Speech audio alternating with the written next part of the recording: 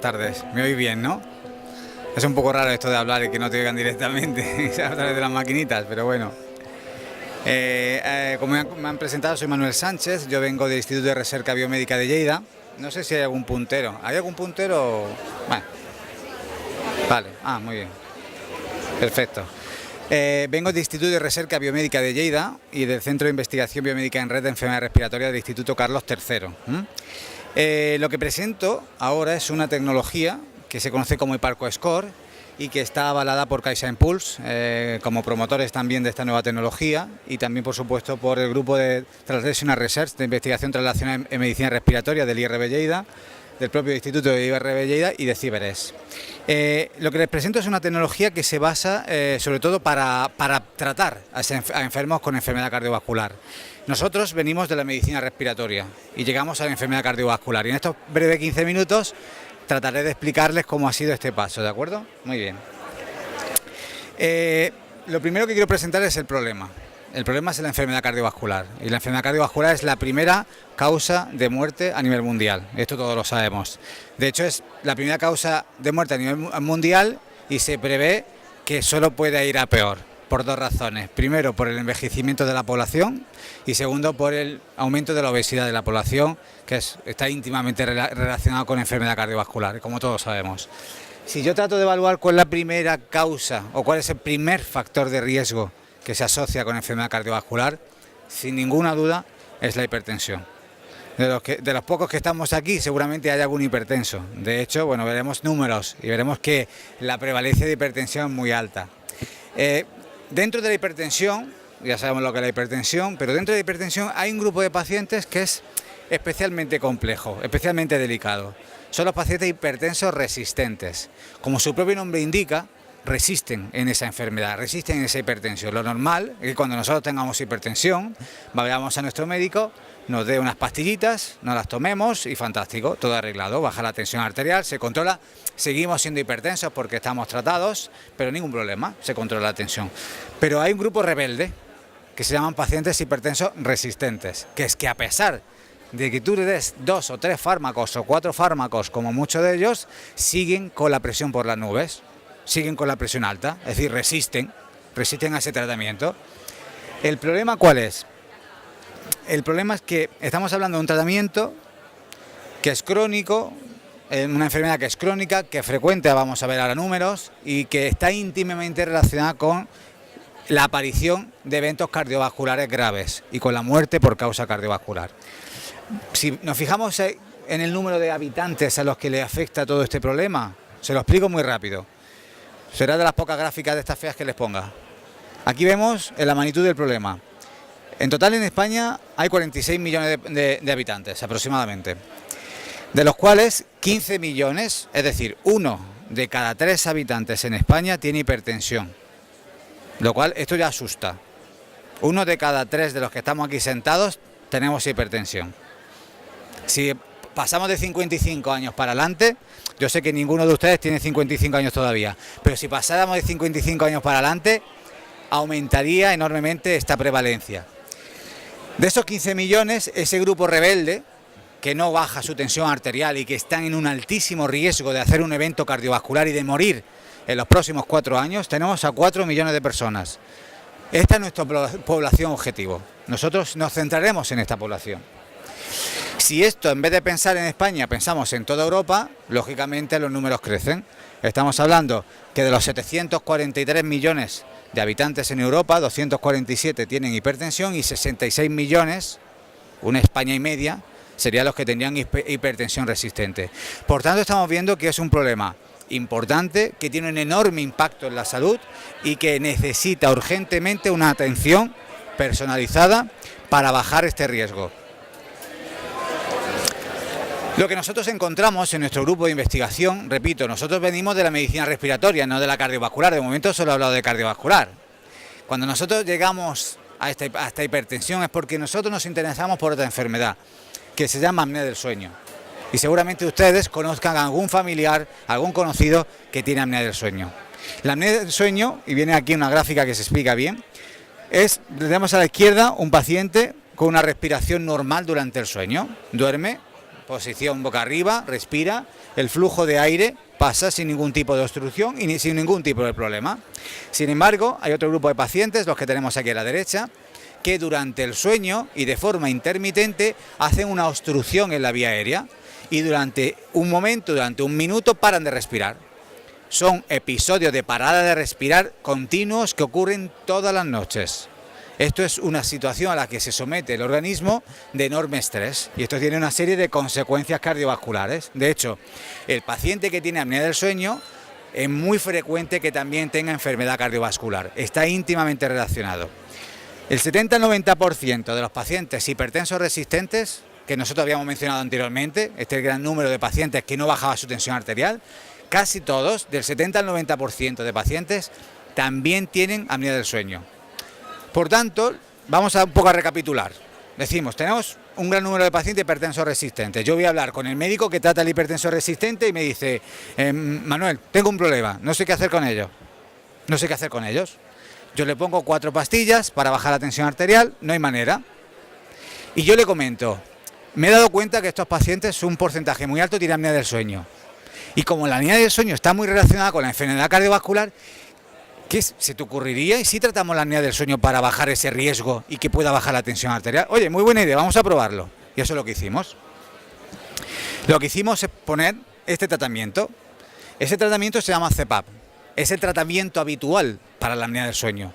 Es una mascarilla conectada a un dispositivo que hace que por esa mascarilla fluya el aire. Ese flujo de aire lo que hace es evitar que se cierre la vía aérea y que yo pueda seguir respirando. Este tratamiento es un tratamiento crónico, yo tengo que utilizarlo todos los días. Y como cuando nos mandan un antibiótico. Si a ti te mandan un antibiótico y te lo tomas 3 días de los 7, ¿qué ocurre? Nos regañan. Esto no puede ser así, tienes que tomártelo los 7 días. No puedes dejar pasar ninguna dosis. Nosotros vemos igual. Si tú no usas la máquina al menos 4 horas o más cada noche, tú no puedes esperar que esto funcione. Y esto es lo que hemos encontrado.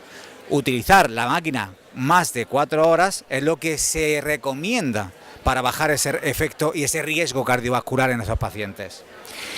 Y lo que nosotros observamos, cuando yo hablaba con el cardiólogo o el médico de medicina interna, cuando decía, oye, ¿qué se te ocurre? ¿Qué te parece si tratamos la apnea para quitarle ese riesgo a estos pacientes hipertensos resistentes y que pueda bajarle su tensión arterial? Lo hicimos y bingo, efectivamente. Nos encontramos que hay un grupo de pacientes en los que la tensión arterial, que no bajaba con el tratamiento farmacológico, bajaba tratando su apnea del sueño. Es decir, yo trato la apnea del sueño para tratar su enfermedad cardiovascular. Fantástico. Y de hecho, el efecto que encontrábamos no era pequeño, era despreciable. Encontrábamos una media de respuesta de 11 milímetros de mercurio.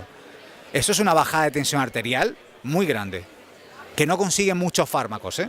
Por tanto, atención a lo que estamos consiguiendo tratando la apnea del sueño. Muy bien. Si nos centramos concretamente en los pacientes hipertensos resistentes que además tienen apnea del sueño, estamos hablando de 3,2 millones de personas que son las que yo voy a intentar mejorar su pronóstico cardiovascular. Muy bien, perfecto. Cuando nosotros hicimos este estudio, hicimos lo que le acabo de enseñar. Vamos a probar a tratar a los pacientes con hipertensión resistente para la apnea del sueño y vimos que funcionaba. Pero ¿ustedes conocen algún tratamiento? Me da igual la enfermedad. ¿Conocen algún tratamiento que le funcione a todo el mundo? Yo no. Y este tampoco. Es decir, la CPAP, la máquina que se utiliza para tratar la apnea del sueño, funciona. Pero amigos, no funciona para todos, como ocurre con todos los tratamientos. Hay un grupo de pacientes que no responden, que tú le pones la máquina y es como si la abanicaras, no le hace absolutamente nada.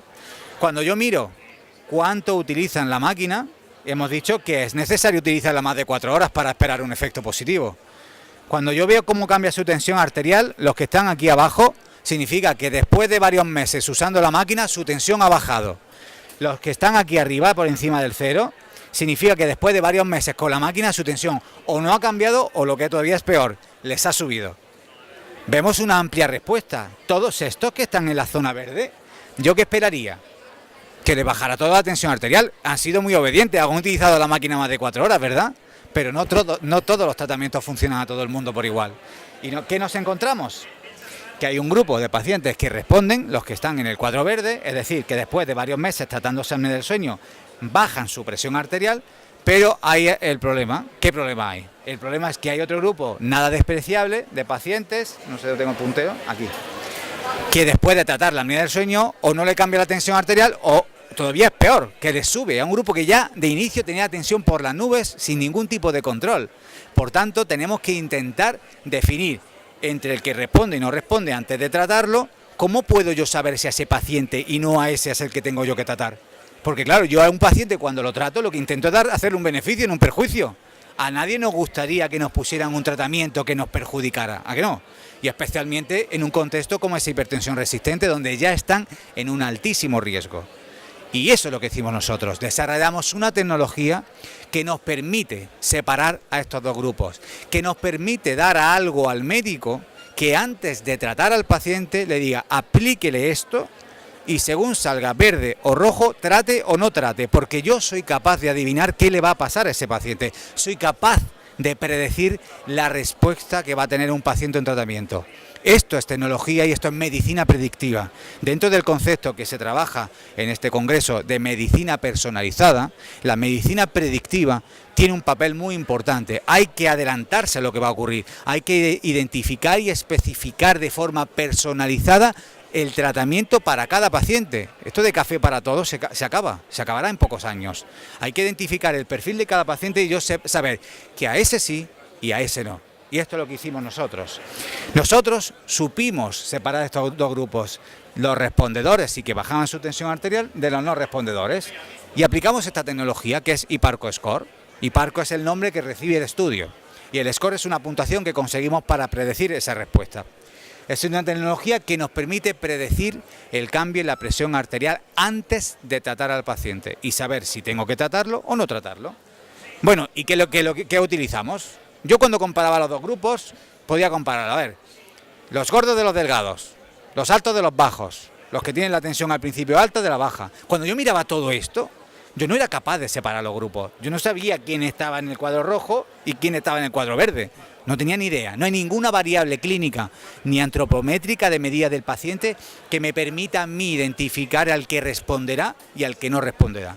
Por tanto, si la evidencia que tú observas, la base clínica que tú tienes no es suficiente, hay que profundizar en la base biológica. Y fuimos a estudiar marcadores en sangre. Distintos marcadores que se conocen como microRNAs, no vamos a entrar en detalle de lo que son, que no quiero aburrirles, pero son marcadores que nos caracterizan, que nos definen como la huella de un dedo perfectamente como somos y que a partir del análisis de esos marcadores yo puedo desarrollar una tecnología con una alta especificidad y sensibilidad para separar perfectamente del paciente al que tengo que tratar y al que no te tengo que tratar. Esta es la tecnología IPARCO Score y permite predecir la respuesta a tratamiento con CEPAP.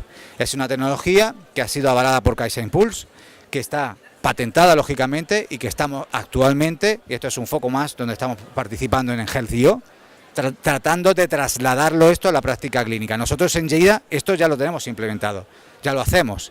Todo paciente hipertenso resistente, ven para acá, que te voy a hacer un estudio de sueño para ver si tienes apnea del sueño. Y si tienes apnea del sueño voy a ver si tengo que ponerte o no tengo que ponerte la máquina. Y lo sé porque puedo predecir tu futuro gracias a esta tecnología. Y de esta manera tratar el hipertenso resistente y bajar su riesgo cardiovascular. Repito, un 20% de estos pacientes antes de 4 años hará un evento cardiovascular muy grave. Y por último, nada más, presentarles al grupo de investigación como líderes del proyecto. Está el doctor Ferran Barbé, que es el actual director del Centro de Investigación Biomédica en Red de Enfermedades Respiratorias. Estoy yo, que soy biólogo, investigador del Centro de Recerca de Lleida y también coordinador de la línea de investigación en sueño a nivel nacional en España.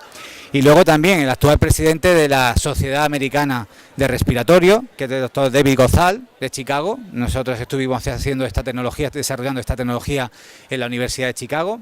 Y Cristina Viroceño, que está también por aquí, que es nuestra Trend Transfers dentro de Ciberes. Y nada más, si tienen alguna pregunta, alguna cuestión o alguna duda, en este corto periodo de tiempo que tenemos para explicarlo, estaré encantado de aclarárselo. Gracias.